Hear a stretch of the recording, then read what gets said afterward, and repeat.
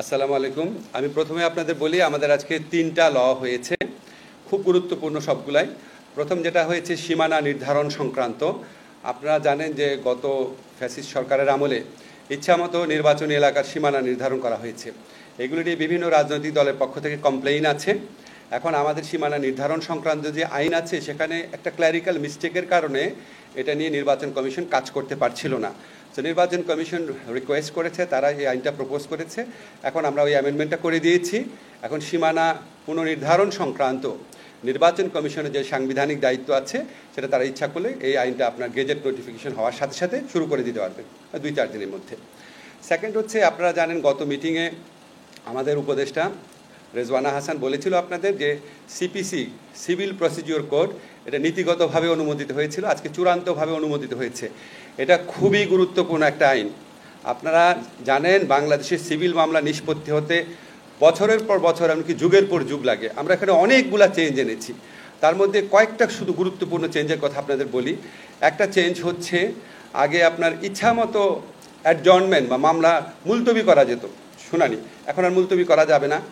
আগে সিপিসির মামলাতে প্লেইন্ট বা আর্জি যেটা এবং এটার উত্তরে যে রিটেন স্টেটমেন্ট দিত, এটা আপনার আইনজীবীরা পড়ে পড়ে শোনাতো, বিভিন্ন শুনানির সময় পড়ে পড়ে শোনাতো এবং সেখানে কনসার্ন ব্যক্তি আপনার ওটাতে সম্মতি দিত, তারপর আদালত সেটা শুনতো। তো এই শুধুমাত্র আর্জি আর রিটেন স্টেটমেন্ট এটা আদালতে মৌখিক 2-3 বছর পর্যন্ত এমন নজিরও আছে, কারণ অনেকদিন পর ডেট পড়তো। তো আমরা বলেছি এখন প্লেইন্ট আর রিটেন স্টেটমেন্ট লিখিত আকারে যেটা দিবে সেটাই যথেষ্ট, এটা আদালতের উপস্থাপন মৌখিকভাবে উপস্থাপন করতে হবে না। আর এটা যিনি জানেন আপনার সিভিল মামলা যারা একটু আপনাদের অভিজ্ঞতা আছে, মামলা রায় পাওয়ার পর এক্সিকিউশনের জন্য আলাদাভাবে আবার মামলা করতে হতো, সেটাও করতে হবে না। এবং আমরা প্রসেস সার্ভিংয়ের ক্ষেত্রে, সমন জারিটারির ক্ষেত্রে সেখানেও আমরা অনেক সহজসাধ্য পদ্ধতি উদ্ভাবন করেছি। আমরা আশা করি সিভিল মামলা দ্রুত নিষ্পত্তির ক্ষেত্রে এই আইন খুবই গুরুত্বপূর্ণ ভূমিকা রাখবে। তবে আমরা জানি আপনাদের সবচেয়ে বেশি আগ্রহী হচ্ছে সাইবার সুরক্ষা আইন নিয়ে। আমরা যখন প্রথম দায়িত্ব গ্রহণ করি তখনই আমরা বলেছিলাম আমরা যে আগের যেটা আইন আছে সাইবার সিকিউরিটি অ্যাক্ট সেটা আমরা বাতিল করে আমরা একটা যুগোপযোগী আইন করব। এরপর আমরা বিভিন্ন সময় ড্রাফট করেছি আমাদের যে আপনার তথ্য প্রযুক্তি বিষয়ে যে আপনার স্পেশাল অ্যাসিস্ট্যান্ট আছেন ফয়েজ, উনি অনেক কষ্ট করেছেন, তথ্য প্রযুক্তি মন্ত্রণালয়, আইন মন্ত্রণালয়, আমরা সবাই মিলে অনেক কনসালটেশন করেছি। আমার জানা মতে বাংলাদেশে কোনো আইন নিয়ে এত কনসালটেশন হয়নি। 25 বার আমরা ড্রাফট চেঞ্জ করেছি। সবশেষে আমরা এই আইনের যারা সবচেয়ে বড় সমালোচক ছিল সিভিল সোসাইটি, তাদের সাথে 3 ঘন্টা একসাথে বসে ফাইনাল করেছি, চূড়ান্ত করেছি ড্রাফটটা। আজকে এটা উপদেষ্টা পরিষদের মিটিংয়ে উঠেছিল, তারপর সেখানে একটা অ্যামেন্ডমেন্টের সাজেশন আসছে, সেটাও আমরা করবো বলে সিদ্ধান্ত নিয়েছি। এটাও আপনার জাস্ট আমাদের ল মিনিস্ট্রির ভেটিংয়ের পর গেজেট নোটিফিকেশন হবে, হয়তো আপনার এই সপ্তাহের মধ্যে এটা চূড়ান্তভাবে প্রয়োগ হয়ে যাবে, প্রয়োগযোগ্য আইনে পরিণত হবে। ডিজিটাল সিকিউরিটি অ্যাক্ট সম্পর্কে আপনাদের একটুখানি কয়েকটা জিনিস একটু ধারণা দিই। সেটা হচ্ছে, প্রথমেই বলি এই প্রস্তাবিত যে অধ্যাদেশ আছে এখানে প্রথমবারের মতো ইন্টারনেটকে নাগরিক অধিকার হিসাবে স্বীকৃতি দেওয়া হয়েছে। দেশে প্রথমবারের মতো অনলাইন জুয়া নিষিদ্ধ করা হয়েছে। প্রথমবারের মতো সাইবার স্পেসে নারী শিশু নির্যাতন এবং যৌন হয়রানিকে শাস্তিযোগ্য অপরাধ হিসেবে স্বীকৃতি দেওয়া হয়েছে।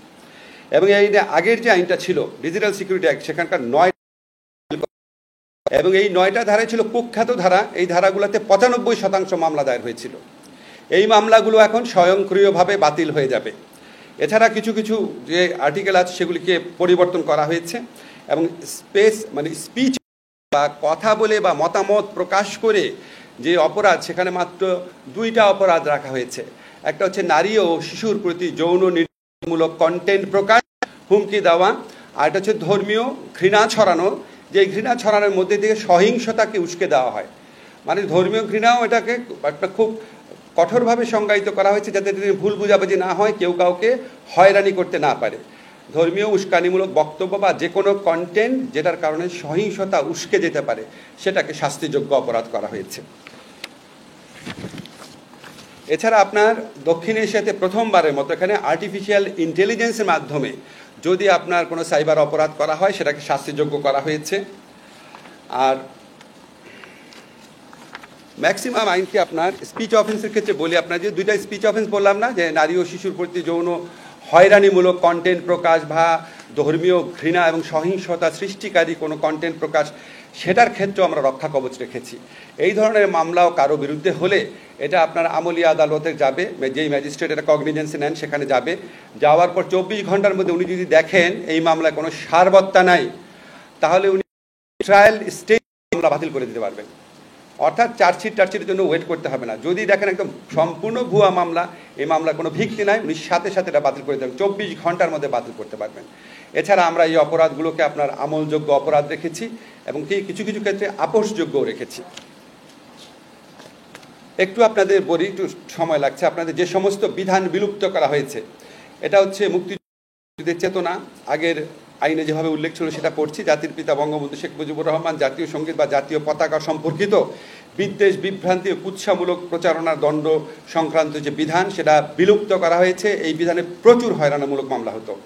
মানহানিকর তথ্য প্রকাশ, প্রচার ইত্যাদির জন্য দণ্ড প্রকাশের বিধান, এটা প্রচুর মামলা হতো। আপনারা জানেন, অনেক সাংবাদিকও এই মামলার ভিকটিম হয়েছেন। এই ধারা সম্পূর্ণ বাতিল করা হয়েছে। ল অ্যান্ড অর্ডার সিচুয়েশন, আইন শৃঙ্খলা পরিস্থিতির অবনতি ঘটতে পারে, এই ধরনের কোনো কন্টেন্ট বা কথাবার্তা বলা, এটা কেন প্রচুর মামলা হতো, এটাও সম্পূর্ণ বিলুপ্ত করা হয়েছে। আক্রমণাত্মক, মিথ্যা বা ভীতি প্রদর্শক তথ্যবার্ত প্রকাশ ইত্যাদিকে সম্পূর্ণ বিলুপ্ত করা হয়েছে। যেগুলি বিলুপ্ত করা হয়েছে 9টা ধারার মধ্যে সবচেয়ে বেশি যেগুলিতে মামলা হতো শুধু সেগুলি আমি উল্লেখ করলাম।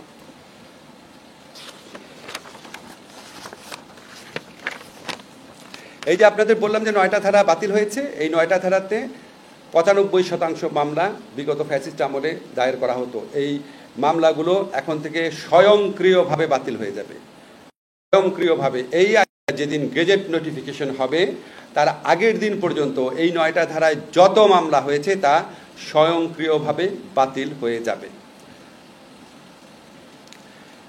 এছাড়া ইতিপূর্বে বিভিন্ন ধারায় যে মামলা করা হয়েছিল, কিছু কিছু ধারায়, সেই সমস্ত ধারার মামলাও বাতিল হয়ে যাবে। যেমন সাইবার সন্ত্রাসী কার্য সংগঠনের অপরাধ দণ্ড,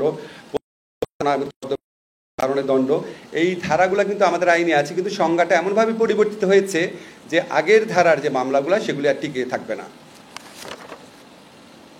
নতুন আইনে আমরা জামিনযোগ্য ধারা করেছি, যেমন সাইবার স্পেসে জালিয়াতির অপরাধ, তারপর হচ্ছে ট্রানজ্যাকশনের অপরাধ, ধর্মীয় বা জাতিগত বিষয়ে সহিংসতা, ঘৃণা বিদ্বেষমূলক তথ্য প্রকাশ, যৌন হয়রানি, ব্ল্যাকমেইলিং, অশ্লীল বিষয়বস্তু প্রকাশ, অর্থাৎ স্পিচ অফেন্স, কথা বলে বা মতামত প্রকাশের মাধ্যমে যে অপরাধগুলো হতো এগুলি সব কিছু জামিনযোগ্য করা হয়েছে। আর একটা খুবই আপনার উল্লেখযোগ্য যে জিনিসটা হয়েছে, এখানে সাইবার সিকিউরিটি কাউন্সিল আছে, আপনার কন্টেন্ট অপসারণ করবে। কোনো আক্রমণাত্মক বা অপরাধমূলক যদি কন্টেন্ট থাকে, সেই কন্টেন্ট যে অপসারণ করবে সেটার জন্য যে অথরিটি স্ট্যাবলিশ করা হয়েছে, সেই অথরিটিতে সিভিল সোসাইটির মেম্বার থাকবে। এই বিধান সংযোজন করা হয়েছে এবং এই অথরিটি কোনো কন্টেন্ট অপসারণ করার পরে, ধরেন কোনো একটা মানবাধিকার প্রতিষ্ঠানের কন্টেন্ট অপসারণ করলো, তখন এটা 24 ঘন্টার মধ্যে আদালতের অনুমতি নিতে হবে। অপসারণ করার পর অনুমতি নিতে হবে, 72 ঘন্টার মধ্যে অনুমতি নিতে হবে। আদালত যদি বলে যে না, এই কন্টেন্ট অপসারণ করা যাবে না, তাহলে সে কন্টেন্ট পুনরায় প্রকাশ করতে হবে। আর 72 ঘন্টার মধ্যে যদি আদালত বলে, আদালতে উপস্থাপন করার পর যে না, এই কন্টেন্টটা প্রকাশ করা ঠিক হয়েছে, এটা আইনের সাথে সঙ্গতিপূর্ণ, তাহলে সেই কন্টেন্টটা অপসারিত অবস্থায় থাকবে।